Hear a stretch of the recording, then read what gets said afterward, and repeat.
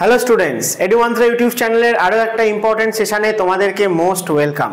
2025 সালের শুরুর দিকে মায়ানমারের মান্দালয়ে একটা ভয়াবহ ভূমিকম্প হয়েছিল এবং যার প্রভাব কিন্তু কলকাতা বা তার আশেপাশের রিজিয়নেও আমরা দেখতে পেয়েছিলাম। তাই কলকাতা নিয়ে সত্যিই কিন্তু চিন্তার কারণ রয়েছে, কারণ আগামী দিনে কলকাতার অস্তিত্ব থাকবে কি থাকবে না। কারণ কলকাতার ওপর দিয়ে আমরা যদি দেখি তাহলে মহাদেশীয় ভাঙন রেখা অর্থাৎ বিভিন্ন ফল্ট লাইন কিন্তু পাস করছে, যে কারণে ভারতের উত্তর সীমান্তে বা পূর্ব সীমান্তে যেখানে ভারতীয় প্লেটের বাউন্ডারি রয়েছে সেই জায়গাটায় যদি ভূমিকম্প হয় ভবিষ্যতে, তাহলে কিন্তু কলকাতাও আবার কেঁপে উঠতে পারে। তো এই নিয়েই আজকে আমরা আলোচনা করব যে কলকাতার নিচ দিয়ে ঠিক কোন ফল্ট লাইন পাস করছে এবং সেটা কিসের সাথে কানেক্টেড, কিভাবে এই ফল্ট লাইন এইখানে এলো এবং কি কি রিস্ক কলকাতা কিন্তু ফেস করতে পারে আগামী দিনে। তো সেই সময় যখন মায়ানমারে ভূমিকম্প হয়েছিল তখন অবশ্যই অনেকেরই কিন্তু একটা চিন্তার বিষয় হয়ে দাঁড়িয়েছিল, কারণ তোমরা যদি আমাদের ইন্ডিয়ান প্লেটের বাউন্ডারি দেখো তাহলে আমরা দেখতে পাই যে নর্দার্ন বাউন্ডারিতে রয়েছে হিমালয়ান রিজিয়ন। এই জায়গাটা অবশ্যই খুব আর্থকোয়েক প্রোন এবং তার সাথে সাথে এই প্লেটের ইস্টার্ন বাউন্ডারি যেখানে আমাদের আন্দামান নিকোবর রয়েছে, মায়ানমার রয়েছে এবং আরও সাউথ ইস্ট যে এশিয়ান নেশনসগুলো তারা রয়েছে, ইন্দোনেশিয়া। তো সেই জায়গা দিয়েও কিন্তু ভারতের যেটা ইস্টার্ন সাইডে যেটা ইন্ডিয়ান প্লেটের বাউন্ডারি সেইটা পাস করছে, তেমনি ওয়েস্টার্ন সাইড দিয়েও আরাবিয়ান সি এর মধ্যে দিয়ে আমরা এই প্লেট বাউন্ডারি পাই। তো এই প্লেট বাউন্ডারিগুলো তো অবশ্যই আনস্টেবল, কোনো না কোনো প্লেটের সাথে জাংশনে রয়েছে এবং সেই জায়গার সবসময় আনস্টেবল হওয়াতে সেখানে ভূমিকম্প হবেই। কিন্তু তার সাথে সাথে কলকাতা কিন্তু ডাইরেক্টলি এই প্লেটের বাউন্ডারিতে নেই, কিন্তু তা সত্ত্বেও কলকাতার ওপর দিয়ে কিছু এরকম ফল্ট লাইন পাস করছে, যে কারণে কলকাতা কিন্তু আগামী দিনে ভূমিকম্পের প্রবণতা রয়েছে। তো এইখানে আমরা একটু একটু করে ডিটেলে চলো স্টাডি করে দেখে নিই যে কোন কোন ফল্ট লাইন রয়েছে এবং এই ফল্ট লাইনগুলো মেন যে বাউন্ডারি প্লেট বাউন্ডারি তার সাথে কিভাবে কানেক্টেড এবং এই ফল্ট লাইনটা কবে কিভাবে এখানে তৈরি হয়েছিল। তো তোমরা দেখতেই পাচ্ছ যে মায়ানমারের আর্থকোয়েক যখন হয়েছিল তারপরে কিন্তু কলকাতা রিলেটেড, মানে কলকাতায় যে আর্থকোয়েকের প্রবাবিলিটি রয়েছে সেই রিলেটেড কিন্তু অনেক নিউজ পেপার আর্টিকেলও বেরিয়েছিল। তাই এইটা নিয়ে তোমাদের কিন্তু আগামী দিনে যে কম্পিটিটিভ এক্সামগুলো রয়েছে সেখানে কিন্তু কোশ্চেন আসতেই পারে যে কোন ফল্ট লাইন এখান দিয়ে পাস করছে বা কিভাবে তৈরি হয়েছিল। তো মেন টপিকে ডিটেলসে যাওয়ার আগে তোমাদের বলে দিই যে এডুমান্ত্রায় কিন্তু একদম ফ্রেশ করে নতুন থেকে WBCS 2024কে টার্গেট করে ব্যাচ শুরু হচ্ছে অনলাইন এবং অফলাইন। তো তোমরা যারা যারা সিরিয়াস WBCS এর অ্যাসপিরেন্ট রয়েছো তারা অবশ্যই এই জার্নিটা এডুমান্ত্রার সাথে করতে পারো, কারণ এখানে প্রথম থেকেই কিন্তু মেন্সকে ফোকাস করে প্রত্যেকটা সাবজেক্টে আলাদা আলাদা টিচাররা ইন ডেপথ কনসেপচুয়াল ক্লাস নেন। ক্লাস নোটসের সাথে সাথে তোমাদের স্টাডি মেটেরিয়ালও দেওয়া হয় এবং তার সাথে সাথে প্রচুর প্রচুর ক্লাস টেস্ট এবং মক টেস্ট কিন্তু তোমরা পেয়ে যাবে এডুমান্ত্রা থেকে এবং খুব সামান্য মান্থলি ফিজের বিনিময়ে কিন্তু এই টোটাল কোর্সটা রয়েছে। তো তোমরা যদি আরও ডিটেল ইনফরমেশান জানতে চাও তাহলে তোমরা অবশ্যই এডুমান্ত্রার সাথে কন্ট্যাক্ট করো। এবং তার সাথে সাথে বলি যে শুধুমাত্র পড়ে গেলেই হবে না, তার সাথে পরীক্ষা দেওয়াটা মক টেস্ট দেওয়াটাও খুব ইম্পর্টেন্ট, যেটা তোমার প্রিপারেশনকে আরও বেটার করবে। তো সেই জন্য এডুমান্ত্রার তরফ থেকে WBCS 2024-এর প্রিলিমিনারি ফোকাস করে প্রচুর মক টেস্ট কিন্তু রয়েছে। মাত্র 499-এ তোমরা 25টারও বেশি কিন্তু এরকম মক টেস্ট পেয়ে যাবে, সেগুলো তোমরা নিয়ে বাড়িতে প্র্যাকটিস করার জন্য দিতে পারো এবং এখান থেকে প্রচুর কোশ্চেনও কিন্তু তোমরা অ্যাকচুয়াল পরীক্ষায় কমন পাবে। আর শুধুমাত্র MCQ সলভ করলেই হবে না, তার সাথে সাথে বেঙ্গলি ইংলিশ যে ল্যাঙ্গুয়েজ গ্রুপ রয়েছে ডেসক্রিপটিভ পার্ট সেটাকেও কিন্তু আমাদের রেগুলার প্র্যাকটিস করা দরকার। তো সেই জন্য এডুমান্ত্রা থেকে একটা মান্থলি ওয়ার্কশপ রয়েছে এবং সেখানে সামান্য মান্থলি ফিজের বিনিময়ে তোমরা কিন্তু লাইভ বেঙ্গলি ইংলিশ ক্লাস পাবে এবং তার সাথে সাথে রাইটিং প্র্যাকটিস করতে পারবে এবং তোমাদের অ্যান্সারগুলো কারেকশন করে কোথায় কোথায় তোমরা আরও বেটার ইমপ্রুভ করতে পারো সেগুলোও কিন্তু স্যার বা ম্যাডামরা তোমাদের গাইড করে দেবেন। তাই যারা যারা সিরিয়াসলি নিজেদেরকে WBCS অফিসার হিসাবে ভাবছো আগামী দিনে তারা অবশ্যই কিন্তু এডুমান্ত্রার সাথে কন্ট্যাক্ট করতে পারো আরও ডিটেলস জানার জন্য। চলো আমরা টপিকে ফিরে আসি। তাহলে মায়ানমারের যে আর্থকোয়েকটার কথা বলছিলাম সেটা বে অফ বেঙ্গলের নিচে এপিসেন্টার ছিল, 91 কিলোমিটার ডেপথে ছিল, যেটা ওশান ফ্লোর বা সি ফ্লোর, সেখান থেকে 25শে ফেব্রুয়ারি আর্থকোয়েকটা হয়েছিল। তা এই যে এপিসেন্টারটা সেটা কলকাতা থেকে ছিল 330 কিলোমিটার দূরে, আর উড়িষ্যার পারাদ্বীপ থেকে ছিল 220 কিলোমিটার দূরে, তার মানে যথেষ্ট কাছাকাছি ছিল। এবং সেই জন্য এই আর্থকোয়েকটা যখন হয়েছে তার একটা এফেক্ট কিন্তু আমরা আমাদের ইন্ডিয়ার যে ইস্ট কোস্ট, উড়িষ্যা বলো, ওয়েস্ট বেঙ্গল বলো, এই রিজিয়নে কিন্তু দেখতে পেয়েছি। তো সেখানে যে আর্থকোয়েকটা হয়েছিল তার কারণ কি না, মায়ানমারের যে মান্দালয় বলে যে জায়গাটা, সেই জায়গা দিয়ে একটা ফল্ট লাইন পাস করছে এবং ইন্ডিয়ান প্লেটের এটা কিন্তু ইস্টার্ন বাউন্ডারি রিজিয়নে পড়ে। তো সেই ফল্টটার নাম কি না, সাগাইন ফল্ট। তো এই সাগাইন ফল্ট যেখান দিয়ে মায়ানমারে পাস করছে, সেই ফল্টেই কোথাও একটা কিন্তু এপিসেন্টার ছিল এই ভূমিকম্পের। তো স্বাভাবিকভাবেই যেগুলো এরকম ফল্ট লাইন হয় সেগুলো জেনারেলি একটু উইক জোন বা আনস্টেবল জোন হয়ে থাকে। ফল্ট কাকে বলে না, আমরা জানি যে প্লেট টেকটনিক অ্যাক্টিভিটি দিয়ে আমরা এক্সপ্লেন করে থাকি যে বিভিন্ন প্লেটগুলো মুভ করছে আর্থের সারফেসে। তো এই প্লেটগুলো মুভ করতে করতে যখন একজন আরেকজনের কন্ট্যাক্টে আসে, কাছাকাছি আসে, তখন তাদের বাউন্ডারিতে যে কলিশন হয় বা ডিস্টারবেন্স তৈরি হয়, সেই কারণের জন্য আমরা আর্থের ক্রাস্টে প্রচুর ক্র্যাক দেখতে পাবো। এই ক্র্যাকগুলোকেই আমরা ভালো কথায় বলে থাকি ফল্ট। এবং এই ফল্ট লাইন যেখানে যেখানে আর্থের ক্রাস্টে দেখা যায়, সেইগুলোই জেনারেলি উইক জোন বা আনস্টেবল জোন হয়ে থাকে। এবং আর্থকোয়েকের এপিসেন্টারও এই ফল্ট লাইনগুলোতেই কোথাও না কোথাও খুঁজে পাওয়া যায়। তো কলকাতা এরকমই একটা ফল্ট লাইনের ওপর রয়েছে, যেটা অ্যাক্টিভ ফল্ট বাউন্ডারি না হলেও একটা সাব ফল্ট বা একটা ব্রাঞ্চ আমরা বলতে পারি। সেই জন্য মেন ফল্ট লাইনে কোথাও যদি হেভি আর্থকোয়েক হয়, তাহলে তার এফেক্ট কিন্তু বাকি যে ব্রাঞ্চেসগুলো রয়েছে সেই মাধ্যমে কিন্তু কলকাতা অবধিও পৌঁছতে পারে। তো এই যে ফল্ট লাইনটা যেটা আমরা কলকাতার নিচ দিয়ে পাই, তাকে আমরা বলে থাকি Eocene hinge zone. Eocene hinge zone, এই নামটা মনে রেখো। এই ফল্ট লাইনটা তৈরি হয়েছে near about 130 million years ago. একটা সময় আমরা জানতাম যে আমাদের সমস্ত যে কন্টিনেন্টগুলো, এগুলো সব একসাথে ছিল, যাকে আমরা প্যানজিয়া বলতাম। তারপরে সেই ল্যান্ডমাসগুলো ব্রেক করে যায়, একটা নর্দার্ন হেমিসফিয়ারে লরেশিয়া, একটা সাউদার্ন হেমিসফিয়ারে গন্ডোয়ানা ল্যান্ড। তো এই গন্ডোয়ানা ল্যান্ডের পার্ট ছিল ইন্ডিয়ার যে ল্যান্ডমাস, অর্থাৎ ইন্ডিয়ান পেনিনসুলা। এবং গন্ডোয়ানা ল্যান্ডে শুধুমাত্র ইন্ডিয়ান পেনিনসুলা ছিল না, তার সাথে সাথে তোমরা যদি ইন্ডিয়ার আশেপাশে দেখো, তাহলে ইন্ডিয়ান পেনিনসুলার ওয়েস্টার্ন সাইডে যেরকম আফ্রিকা ছিল, সাউদার্ন সাইডে আন্টার্কটিকা ছিল এবং ইস্টার্ন সাইডে অস্ট্রেলিয়া ছিল। তাহলে গন্ডোয়ানা ল্যান্ড যখন ধীরে ধীরে ব্রেক করে যায়, তখন এই ল্যান্ডমাসগুলো বা এই প্লেটগুলো কিন্তু একটা আরেকটার থেকে ব্রেক করে যায় এবং দূরে সরে যেতে থাকে বা ডাইভারজেন্স হতে থাকে। তো সেই সময় ইন্ডিয়ার যেটা আজকে প্রেজেন্টলি ইস্ট কোস্ট আমরা দেখতে পাচ্ছি, অর্থাৎ যেখানে উড়িষ্যা রয়েছে, ওয়েস্ট বেঙ্গল রয়েছে, এই রিজিয়নটা কিন্তু সেপারেট হয়ে এসেছিল আন্টার্কটিকা আর অস্ট্রেলিয়ান প্লেট থেকে। তো সেই সেপারেশনটা যখন হচ্ছিল, সেই সময়তেই কিন্তু এই ফল্ট লাইনটা তৈরি হয়েছিল। এবং এই যে লাইন অফ সেপারেশন, সেইটাকে আজকে আমরা বলে থাকি ইওসিন হিঞ্জ জোন। তো চলো এটার সম্বন্ধে আরো একটুখানি ডিটেলসে দেখে নিই, আরো একটুখানি ছবি টবি তোমাদের দেখিয়ে দিই যাতে তোমাদের বুঝতে সুবিধা হয়। দেখো, একটা সময় গন্ডোয়ানা ল্যান্ড এইরকম ছিল, দেখতে পাচ্ছ এখানে ছিল ইন্ডিয়ান পেনিনসুলা, এবং এই ইন্ডিয়ার সাউদার্ন সাইডে আন্টার্কটিকা রয়েছে, ইস্টার্ন সাইডে অস্ট্রেলিয়া, ওয়েস্টার্ন সাইডে আফ্রিকা। তাহলে ইন্ডিয়ার ওয়েস্ট কোস্টটাও যেরকম আফ্রিকা বা মাদাগাস্কার থেকে সেপারেট হয়ে চলে এসছে, আজকে রয়েছে প্রেজেন্টলি নর্দার্ন হেমিসফিয়ারে, তেমনি আন্টার্কটিকা আর অস্ট্রেলিয়া থেকেও কিন্তু সেপারেশন হয়েছে। এবং ইন্ডিয়ার যেটা ইস্ট কোস্ট, সেই জায়গায় আমরা এই আন্টার্কটিকান প্লেটের বাউন্ডারিকে পাই ইন্ডিয়ার সাথে। আর যদি আমরা ইস্টার্ন ইন্ডিয়ার দিকে চলে যাই, মানে নর্থ ইস্ট ইন্ডিয়া মানে মায়ানমারের সাথে, তাহলে সেই জায়গাতে আমরা দেখতে পাবো যে অস্ট্রেলিয়ান প্লেট থেকে সেই জায়গাটা সেপারেট হয়েছে। অর্থাৎ এইখানে একটা কন্টিনিউটি আমরা বুঝতে পারি যে যদি এই ল্যান্ডমার্কগুলোকে আবার আমরা এক জায়গায় পাজেলের মতো করে দিই, তাহলে আমরা গন্ডোয়ানা ল্যান্ডকে ফিরে পেয়ে যাব।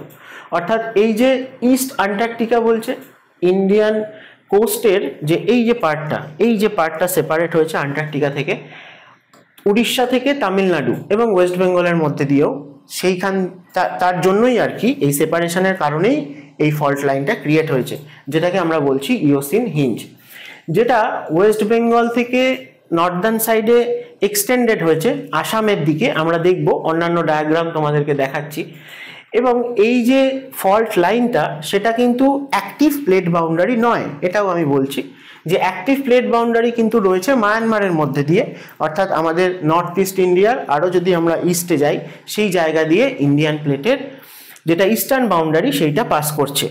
কিন্তু তা সত্ত্বেও যেহেতু আন্টার্কটিকা আর অস্ট্রেলিয়া থেকে সেপারেশন হয়েছিল ইন্ডিয়ান ল্যান্ডমাস্টার, তাই জন্য আমরা এরকম আরও অনেক সাব ফল্ট লাইন কিন্তু এই রিজিয়নটায় দেখতে পাচ্ছি, এবং যেটার মধ্যেই একটা কিন্তু কলকাতার নিচ দিয়েও যাচ্ছে।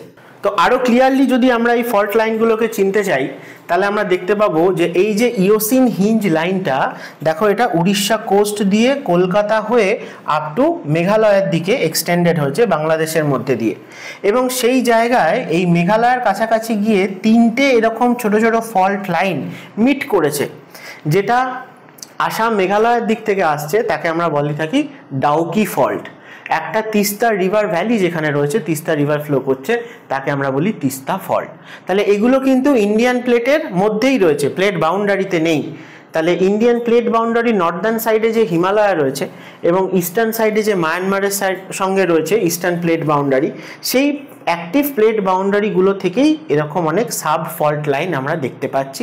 এবং এই তিনটে নামই কিন্তু তোমাদের পরীক্ষার পার্সপেক্টিভ থেকে ইম্পর্টেন্ট, যে ইওসিন হিঞ্জ লাইন কোথায় রয়েছে, ডাউকি ফল্ট কোথায় দেখতে পাই, আর তিস্তা ফল্ট কোথায় দেখতে পাই।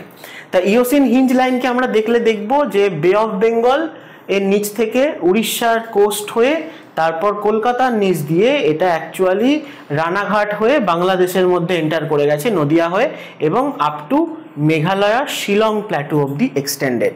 এবং এই শিলং প্ল্যাটু রিজিয়ানে গিয়ে এই ইওসিন হিঞ্জ লাইনটা মিট করে যাচ্ছে ডাউকি ফল্টের সাথে। এই ডাউকি ফল্টটা কম্পারেটিভলি ইওসিন হিঞ্জের থেকেও কিন্তু আরও অনেক অ্যাক্টিভ ফল্ট জোন।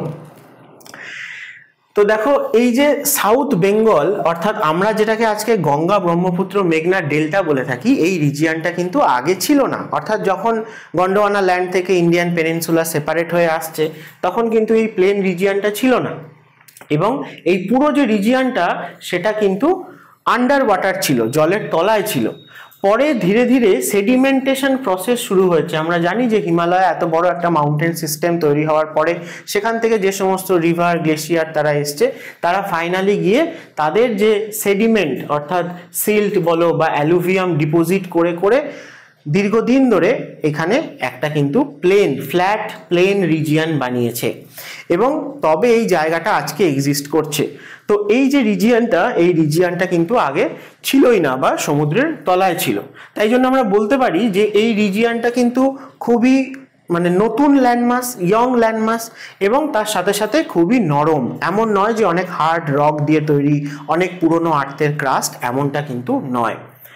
তাহলে এভিডেন্স হিসেবে আমরা বলতে পারি স্বাভাবিকভাবে যে কন্টিনেন্টাল শেলফ যেটা আমরা উড়িষ্যা বা বেঙ্গল কোস্ট থেকে দেখতে পাই, সেইটায় আমরা দেখতে পাবো যে কন্টিনেন্টাল শেলফটায় কিন্তু এইভাবে thick alluvium deposit step by step রয়েছে, যার থেকে আমরা বুঝতে পারি যে এই রিজিয়নটা আগে জলের তলায় ছিল, কিন্তু এইভাবে অ্যালুভিয়াম ডিপোজিট হতে হতে লেয়ারে লেয়ারে ডিপোজিট হয়েছে এবং আস্তে আস্তে তার অল্টিটিউড ইনক্রিজ করতে শুরু হয়েছে, এবং একটা সময় এটা সি লেভেল থেকে ওপরে রাইজ করছে। তাহলে এই গোটা জিনিসটাই অ্যাকচুয়ালি থিক অ্যালুভিয়াম ডিপোজিট বা ডিপোজিশনাল প্লেন। তার রেজাল্ট কি আমরা দেখতে পাচ্ছি যে যেহেতু এই জায়গাটা খুব একটা হার্ড রক দিয়ে তৈরি নয়, কোনো সলিড রক দিয়ে তৈরি নয়, সফট অ্যালুভিয়াম দিয়ে তৈরি, তাই জন্যই এইটার হায়ার ভালনারেবিলিটি আমরা দেখতে পাই সিসমিক শকের। যদি এটা হার্ড রক দিয়ে তৈরি হতো তাহলে হয়তো হিমালয়ান রিজিয়নে বা মায়ানমারে আর্থকোয়েক হলে এইখানের রকগুলোকে এতটা আনস্টেবল করার ক্ষমতা থাকতো না। কিন্তু যেহেতু এটা সফট অ্যালুভিয়াম দিয়ে তৈরি, তাই জন্য এপিসেন্টার অন্য জায়গায় হলেও আমি যে ডাউকি ফল্ট বা ইওসিন হিঞ্জ লাইন এই ফল্টগুলো দেখালাম, এর মাধ্যমে কিন্তু সেই যে ডিস্টারবেন্সটা, ভূমিকম্পের সেই যে কম্পন, সেইটা কিন্তু কলকাতা অবধিও রিচ করতে পারে এবং কলকাতাকেও কাঁপিয়ে দিতে পারে, কারণ এই রিজিয়নটা এতটাই সফট ডিপোজিশনাল প্লেন। তো কলকাতার জন্য সিসমিক রিস্ক যদি আমরা বলি তাহলে আমরা এটাই বলতে পারি যে ইওসিন হিঞ্জ লাইনের ওপরেই রয়েছে কলকাতা। তাই কোনো অ্যাক্টিভ ফল্ট না থাকলেও যেহেতু এই জায়গাটার যে স্ট্রাকচার সেটা উইক, সেই কারণের জন্য আলটিমেটলি যে ভূমিকম্পের যে শকগুলো সেগুলো কোথায় গিয়ে তো তার এনার্জিটা রিলিজ করবে, তো সেই এনার্জিটা রিলিজ করার জন্য তারা কিন্তু এরকম সফট কোনো বেসকেই কিন্তু পছন্দ করবে। তার মানে ফাইনালি এই অবধি কিন্তু আমরা তার কম্পনটা আসতে দেখতে পাবো। তাহলে দুটো নিয়ার বাই সোর্স এরকম রয়েছে যে যে জায়গায় এপিসেন্টার হতে পারে। কলকাতায় কিন্তু এপিসেন্টার হওয়া পসিবল নয়, আগেই বলছি, কারণ এটা অ্যাক্টিভ ফল্ট নয়। তো এরকম অ্যাক্টিভ ফল্ট রিজিয়ন কোথায় কোথায় রয়েছে? তো একটা তো ইওসিন হিঞ্জ বলাই হচ্ছে যে এই ফল্ট লাইনের যদি কোথাও হয়। তাছাড়া আমরা 85 ডিগ্রি ইস্ট রিজ বা 90 ইস্ট রিজ এরকমটা পেয়ে থাকি কোথায় না, বে অফ বেঙ্গলের নিচে। তো আমরা যদি দেখি যে গঙ্গা ডেল্টার সাউদার্ন সাইড থেকে শুরু করে নর্থ থেকে সাউথে বে অফ বেঙ্গলের নিচে এরকম প্রচুর সাবমার্জড বা আন্ডার ওয়াটার রিজ রয়েছে, যেগুলো লঙ্গিটিউডের নামে নাম দেওয়া হয়েছে। 85 ডিগ্রি লঙ্গিটিউড যেখানে, সেখানে 85 ডিগ্রি ইস্ট রিজ বলে, তেমনি 90 ইস্ট রিজ বলে। এই 90 ইস্ট রিজ যেটা, সেইখানেই কিন্তু আমাদের আন্দামান নিকোবর রয়েছে। অর্থাৎ এই সাবমার্জ যে রিজটা, তার যে যে জায়গাগুলো জলের ওপরে, সেগুলোকেই আমরা আন্দামান নিকোবর আইল্যান্ড বলে চিনি। তো তার জাস্ট ওয়েস্টার্ন সাইডেই রয়েছে 85 ডিগ্রি ইস্ট রিজ, এবং এইটা কিন্তু একটা অ্যাক্টিভ ফল্ট লাইন। এই ফল্ট লাইনটা অ্যাক্টিভ কেন? কারণ ইন্ডিয়ার যে সেপারেশন হয়েছিল অস্ট্রেলিয়া এবং আন্টার্কটিকা থেকে, তার কারণেই কিন্তু এই ফল্ট লাইনটা তৈরি হয়েছে। তো সেই জায়গাতেও আমরা কিন্তু বিভিন্ন সময় মানে আর্থকোয়েকের ঘটনা দেখতে পাই, যে ইন্দোনেশিয়া, আন্দামান নিকোবর রিজিয়নের দিকেও যেরকম এপিসেন্টার হয়ে থাকে, তেমনি রিসেন্টলি মায়ানমারে হয়েছে, এবং ইস্টার্ন সাইডে হিমালয়ান রিজিয়নে তো হতেই পারে এপিসেন্টার। ঠিক আছে, তো আর্থকোয়েক মোটামুটি কলকাতায় যতটা এসে পৌঁছানোর কথা, সেটার ম্যাগনিটিউড কোনোদিনই 6-এর বেশি হয়তো হবে না, কিন্তু তার যে এফেক্টটা, সেইটা কিন্তু আমরা যথেষ্ট বেশি হয়তো দেখতে পাবো। তার কারণ হচ্ছে এই জায়গাটা সফট, যে অ্যালুভিয়াম যে বেসমেন্ট, মানে অর্থাৎ এই জায়গায় কোনো হার্ড রক যে পাওয়া যায় না, সফট এবং অ্যালুভিয়াম ডিপোজিট দিয়ে রিজিয়নটা তৈরি হয়েছে। সেই জন্য আমরা কিন্তু আফটার এফেক্টটা এখানে অনেক বেশি দেখতে পাবো। আরো গ্রেটার থ্রেট যদি আমরা বলি, যে অ্যাকচুয়াল যে প্লেট বাউন্ডারি, সেখানে যদি এপিসেন্টার হয়, তাহলে আমাদের কতটা কি থ্রেট রয়েছে। তাহলে দেখো এখানে খুব সুন্দরভাবে ইন্ডিয়ান প্লেটকে দেখানো আছে, যার নর্দার্ন সাইডে হিমালয় রয়েছে, ওয়েস্টার্ন সাইডে একটা প্লেট বাউন্ডারি, ইস্টার্ন সাইডে একটা প্লেট বাউন্ডারি। তো এই যে ইন্ডিয়ান প্লেটের বাউন্ডারিগুলো, এই বাউন্ডারিগুলোতে কিন্তু সব থেকে ইন্টেন্স আর কি আর্থকোয়েকের এপিসেন্টার হতে পারে। তাহলে একটা হচ্ছে নর্দার্ন সাইড বা নর্থ ইস্টার্ন যে ফ্রন্টিয়ার, তো সেখানে আমরা যদি হিমালয়ান রিজিয়নকে দেখি, তাহলে ইন্ডিয়ান প্লেট ইউরেশিয়ান প্লেটের সাথে কলিশন হয়েছে এবং তাদের জাংশনেই হিমালয় ফর্মেশন হয়েছে। তো হিমালয়ের ক্ষেত্রেও ওয়েস্টার্ন হিমালয়ের থেকে ইস্টার্ন হিমালয়ান রিজিয়নটা বেশি অ্যাক্টিভ, অর্থাৎ এই জায়গায় এখনো বেশি প্রেসার পড়ে এবং হিমালয়ের যে হাইট এখনো বাড়ছে আমরা বলি, সেটা কিন্তু ইস্টার্ন হিমালয়ান রিজিয়নেই আমরা বেশি দেখতে পাই। তাই জন্য কম্পারেটিভলি হিমালয়ার নর্দার্ন সাইডে দেখো, ওয়েস্টার্ন সাইডে যেরকম ইন্দাস রিভার ফ্লো করছে, ইস্টার্ন সাইডে ব্রহ্মপুত্রর আপার কোর্স মানে ইয়ারলাং জাংপো বা সাংপো ফ্লো করছে। তো তাদের মধ্যে আমরা যদি কম্পেয়ার করি, তাহলে মেজর যে ফল্ট লাইন, সেটা কিন্তু আমরা এই ব্রহ্মপুত্র রিভার ভ্যালিকে ধরে পেয়ে থাকি। ইন্দাস রিভার ভ্যালিতে যে ফল্ট লাইন রয়েছে, সেটা এখন অতটা অ্যাক্টিভ নয় যতটা ব্রহ্মপুত্রের যে রিভার ভ্যালি, সেটা অনেক বেশি অ্যাক্টিভ। তাহলে হাইলি সিসমিক জোনের মধ্যে পড়ে কিন্তু এই সাংপো ভ্যালি বা ব্রহ্মপুত্র ভ্যালি। সেই জায়গায় যদি কোনো আর্থকোয়েকের এপিসেন্টার হয়, তার ম্যাগনিটিউড কিন্তু মোর দ্যান 8 হতে পারে। তো এটা হলো নর্দার্ন রিজিয়নের কথা। আমরা যদি ইস্টার্ন রিজিয়নে আসি, তাহলে আমরা দেখব যে ইস্টার্ন রিজিয়নে ইন্ডিয়ান প্লেটের সাথে আর কোন কোন প্লেট রয়েছে। দেখো ইউরেশিয়ান প্লেট তো কিছুটা রয়েছেই, তার সাথে বার্মা প্লেট রয়েছে, সুন্ডা প্লেট রয়েছে, অস্ট্রেলিয়ান প্লেট রয়েছে। তাহলে এতগুলো প্লেটের সাথে ইন্ডিয়ান প্লেটের যে কনভার্জেন্স হয়েছে, সেগুলো ইন্ডিয়ান প্লেটের ইস্টার্ন বাউন্ডারিতে হয়েছে। এবং এই যে বাউন্ডারিটা, এই বাউন্ডারি রিজিয়ন জুড়ে আমরা কিন্তু অ্যাক্টিভ আর্থকোয়েকও দেখতে পাবো। এবং এই রিজিয়নটাকে আমরা বলি যে আরাকান ইয়োমা সুমাত্রা মাউন্টেন বেল্ট, এটাও একটা হাই রিস্ক সিসমিক জোনের মধ্যে পড়ে। তোমরা আরাকান ইয়োমার নাম অন্যভাবে নিশ্চয়ই জিওগ্রাফিতে শুনেছো, যে গ্রেটার হিমালয়া নামচা বাড়োয়ার পর থেকে কিছুটা এক্সটেনশন আমরা বলে থাকি। গ্রেটার হিমালয়ার এক্সটেনশন নামচা বাড়োয়ার পর থেকে আমরা মায়ানমারে দেখতে পাই, এবং মায়ানমারের সেই রেঞ্জটাকেই বলা হয়ে থাকে আরাকান ইয়োমা। তো এই আরাকান ইয়োমা রেঞ্জটা অ্যাকচুয়ালি ইন্ডিয়ান প্লেটের ইস্টার্ন বাউন্ডারিতেই রয়েছে এবং এই রেঞ্জটা মায়ানমারের পরে চলে গেছে বে অফ বেঙ্গলের নিচে এবং যাকেই আমরা 90 ইস্ট রিজ বলছি এবং তারপরে সেটা কন্টিনিউ হয়েছে আপ টু আন্দামান নিকোবর হয়ে সুমাত্রা জাভা আইল্যান্ড অবধি। তো এই যে রিজগুলোকে আমরা পাচ্ছি এগুলো কিন্তু ইন্ডিয়ান প্লেটের যে ইস্টার্ন বাউন্ডারি সেখানে যে অ্যাক্টিভ ফল্ট লাইন রয়েছে সেই জায়গাতেই রয়েছে। তাই মায়ানমারে যে আর্থকোয়েকটা হয়েছিল সেটা কিন্তু এই আরাকানিওমা, এই ফল্টটার নাম হচ্ছে সাগাইন ফল্ট, সেইখানে হয়েছিল। তো এই রিজিয়ানে যদি কোনো আর্থকোয়েক হয় স্বাভাবিকভাবেই সেটা নর্থ ইস্ট ইন্ডিয়ার উপর খুব বেশি এফেক্ট ফেলবে এবং তার এফেক্টটা আমরা ফাইনালি ওই ডাউকি ফল্ট এবং ইওসিন হিঞ্জ লাইন দিয়ে কলকাতা অবধিও আসতে দেখতে পারবো। তো নর্দার্ন সাইডে তো হিমালয়ান রিজিয়ানে হলে ওভারঅল যে আমাদের ইস্টার্ন ইন্ডিয়া বা Northern India, north east India সব জায়গাতেই এফেক্ট পড়ে। ইস্টার্ন বাউন্ডারিতেও যদি আর্থকোয়েক হয় তাও আমরা গোটা ইস্টার্ন ইন্ডিয়াতেই কিন্তু এর এফেক্ট দেখতে পাবো। তো তার কারণ হচ্ছে যে এই যে ফল্টগুলো সবাই লিঙ্কড রয়েছে, তোমাদেরকে যেটা বললাম যে হিমালয়ার সাথে আরাকানিওমা যেরকম লিঙ্কড তেমনি আরাকানিওমার সাথে এই ডাউকি ফল্টও কানেক্টেড, আবার হিমালয়ের সাথে তিস্তা ফল্টও কানেক্টেড। আবার একটা জায়গায় এসে মেঘালয়তে আমরা শিলংয়ের কাছে দেখব যে ডাউকি ফল্ট এবং যে তিস্তা ফল্ট তারাও কানেক্টেড হয়েছে এবং ফাইনালি সেই যে লাইনটা সেটা কলকাতার দিকেও একটা নেটওয়ার্ক রয়েছে।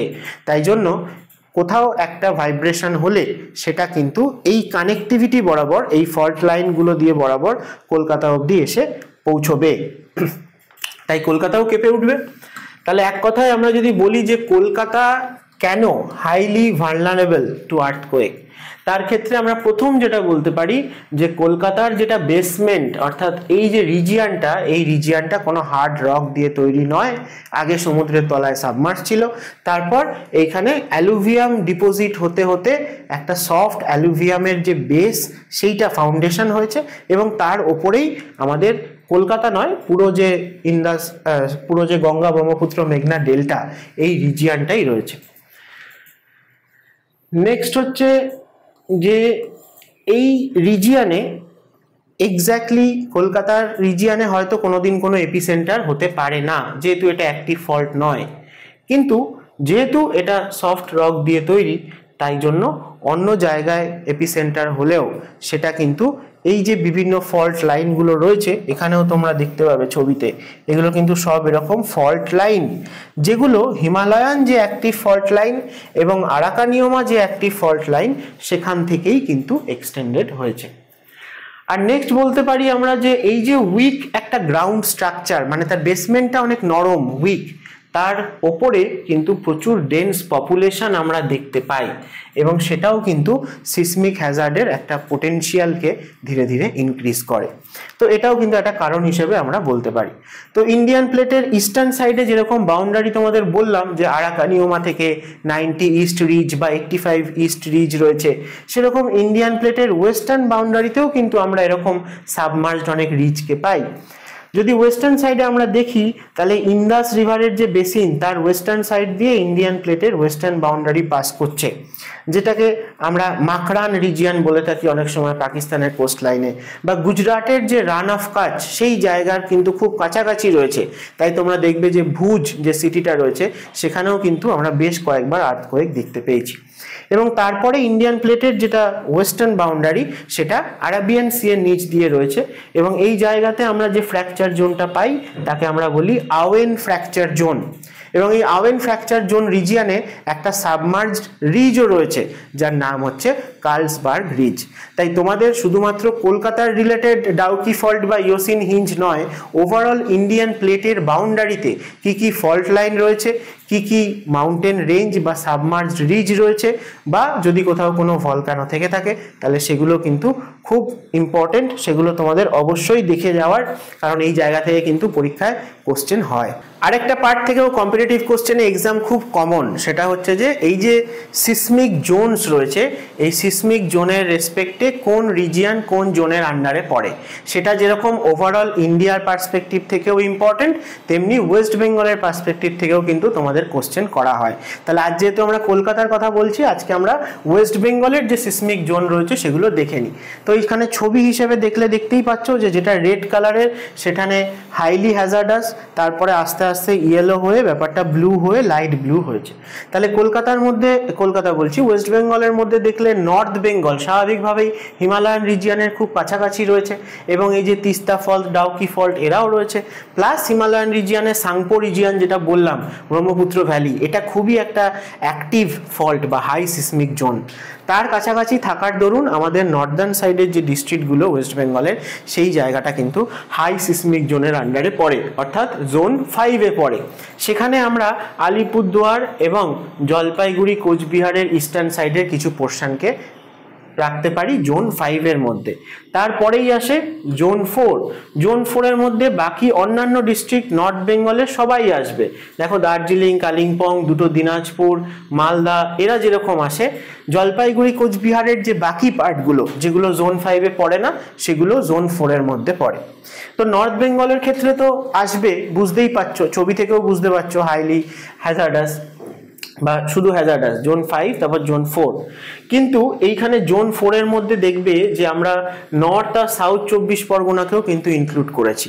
তার কারণ এইটাই, তোমরা এখানে কালার চেঞ্জ দেখেও বুঝতে পারছো যে ব্লু হচ্ছে সব থেকে স্টেবল আর কি, সব থেকে কম রিস্ক, তার থেকে বেশি রিস্ক রয়েছে ইয়েলো, তার থেকে আস্তে আস্তে এটা অরেঞ্জ হয়ে রেডের দিকে যাচ্ছে। ঠিক আছে, তাহলে পরে আমরা দেখব যে জোন 4-এর মধ্যে এই কলকাতা বা তার আশেপাশের রিজিয়ন অর্থাৎ দুটো 24 পরগনা সেইটা কিন্তু পড়ে যায়। তো জোন 4-এর পরে আসে আরেকটু কম রিস্ক যেখানে রয়েছে জোন 3, অর্থাৎ সেখানে কলকাতাকে ইনক্লুড করা হয়েছে এবং বাকি মুর্শিদাবাদ, বীরভূম, বর্ধমান, হুগলি, নদিয়া, এই যে ইস্ট মিদনাপুর, এই যে রিজিয়নটা, এটা দেখতে পাবে যে আমাদের হুগলি রিভার, ভাগীরথী হুগলি রিভারের দুই পারে যে সমস্ত ডিস্ট্রিক্টগুলো রয়েছে তাদেরকে মেনলি ইনক্লুড করা হয়েছে। এবং সব থেকে কম রিস্ক যদি ওয়েস্ট বেঙ্গলের মধ্যে কোথাও বলতে হয়, তাহলে সেটা আমরা একদম ওয়েস্ট বেঙ্গলের ওয়েস্টার্ন সাইডে প্ল্যাটু রিজিয়নের দিকে যেতে পারি। আমরা যদি পুরুলিয়ার কথা দেখি, আমরা যদি বাঁকুড়া, ঝাড়গ্রামের কথা দেখি, তাহলে সেই জায়গাগুলো ওয়েস্ট বেঙ্গলের মধ্যে সব থেকে স্টেবল। তো এটা কিন্তু খুব ইম্পর্টেন্ট একটা টপিক, তোমাদের কোশ্চেন আসে ডিস্ট্রিক্ট ওয়াইজ যে এই ডিস্ট্রিক্টটা কোন জোনে রয়েছে বলো, বা নিচের কোন ডিস্ট্রিক্টটা এই জোনের মধ্যে নেই, সেই সমস্ত কিছু। তাই জন্য আমি ওয়েস্ট বেঙ্গলের যেটা সিসমিক জোন হিসেবে ডিভিশন ডিস্ট্রিক্টগুলোর, সেগুলো তোমাদেরকে দেখিয়ে দিলাম। তাহলে আজকে আমরা যা যা কিছু আলোচনা করলাম সেখান থেকে মেন পয়েন্ট হিসেবে আমরা কি কি মনে রাখবো। প্রথম কথা হচ্ছে ইওসিন হিঞ্জ জোন, এটা কোথায় রয়েছে এবং কোথা দিয়ে পাস করছে এবং এর হিস্ট্রি কি, কেন এই ইওসিন হিঞ্জ জোনটা এখানে তৈরি হয়েছিল, এই ফল্ট লাইনটা কেন তৈরি হয়েছিল সেইটা। এবং ইওসিন হিঞ্জ জোনের সাথে আমি তোমাদের দেখালাম যে ইন্টার কানেক্টেড রয়েছে, শিলংয়ে গিয়ে ডাউকি ফল্ট, তিস্তা ফল্ট আর ইওসিন হিঞ্জ এই তিনটে কিন্তু একসাথে কানেক্ট হয়ে যায়। তার ডাউকি ফল্ট যেটা মেঘালয়া এবং বেঙ্গল বেসিনের মধ্যে রয়েছে আমরা বলে থাকি। নেক্সট আসে 85 ডিগ্রি ইস্ট রিজ বা 90 ডিগ্রি ইস্ট রিজ, এরাও যে ইন্ডিয়ার ইস্টার্ন প্লেট বাউন্ডারিতে রয়েছে এবং এদের কি ইম্পর্টেন্স, এই জায়গাগুলোতেও কিন্তু অ্যাক্টিভ ফল্ট লাইন রয়েছে, সেখান থেকেও আর্থকোয়েকের এপিসেন্টার হতে পারে। তো 85 ডিগ্রি ইস্ট রিজ আর 90 ইস্ট রিজ এগুলো যেরকম বে অফ বেঙ্গলে ইস্টার্ন প্লেট বাউন্ডারিতে রয়েছে ইন্ডিয়ার, তেমনি ওয়েস্টার্ন প্লেট বাউন্ডারিও আমি তোমাদেরকে দেখিয়ে দিলাম। অ্যারাবিয়ান সি এর নিচে আওয়েন ফ্র্যাকচার জোন বা কার্লসবার্গ রিজ রয়েছে। নেক্সট হচ্ছে যে সাউথ বেঙ্গল বা কলকাতার আশেপাশের রিজিয়ন বা গঙ্গা ডেল্টা, কেন এখানে সিসমিক রিস্ক রয়েছে, কেন রয়েছে, তার কারণ হচ্ছে এর যেটা ফান্ডামেন্টাল বেসমেন্ট সেটা সফট অ্যালুভিয়াম সয়েল দিয়ে তৈরি, তাই জন্য কিন্তু এই জায়গাটায় রিস্কটা থেকে যায়। আর লাস্ট হচ্ছে যে মেন হাই ম্যাগনিটিউড যে থ্রেডগুলো, অর্থাৎ কোন রিজিয়নগুলো আমাদের আরও অনেক হাই রিস্ক জোনে রয়েছে আর কি, তার মধ্যে অবশ্যই হিমালয়ান যে কলিশন জোন, তার মধ্যে বললাম সাংপো ভ্যালি, এবং মায়ানমারের যে প্লেট জাংশন অর্থাৎ সেই আরাকানিওমা রিজিয়ন। তো এই জায়গাগুলো মেন পয়েন্ট তোমরা ফোকাস করো এবং তার সাথে সাথে প্রচুর ইনফরমেশন শেয়ার করলাম, সেগুলো নিশ্চয়ই তোমাদের কনসেপ্টকেও আরও হেল্প করবে ডেভেলপ করতে। তো ভিডিওটা যদি ভালো লেগে থাকে, যদি নতুন কিছু জানতে পারো, তাহলে অবশ্যই ভিডিওটাতে লাইক করো, বন্ধুদের সাথে শেয়ার করো এবং অবশ্যই আমাদের এডুমন্ত্রা চ্যানেলকে সাবস্ক্রাইব করো। এরকমই ইম্পর্টেন্ট টপিকের ওপর আরও নতুন ভিডিও তোমাদের কাছে সবার আগে পৌঁছে যাওয়ার জন্য। আজকের মতো এখানেই শেষ করছি, দেখা হবে আবার নেক্সট ভিডিওতে নতুন কোনো ইন্টারেস্টিং টপিক নিয়ে।